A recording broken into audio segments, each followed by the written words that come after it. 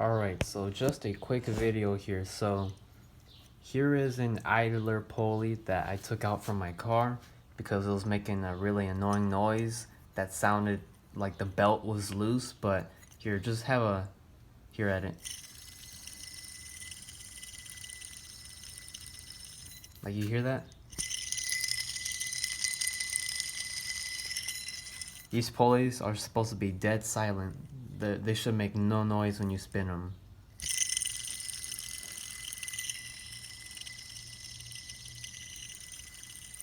And if this is still on your car and you're trying to diagnose it, one way to check for the noise is to take, let's say, a breaker bar or something metal and just place it by where the bolt is at, and just put your ear on this end, and you'll be able to hear if it's the one or not.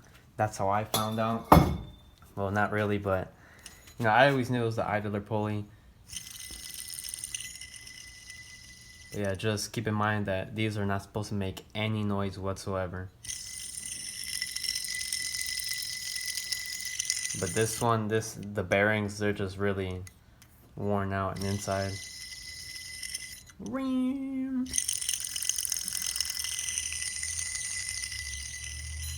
That's it.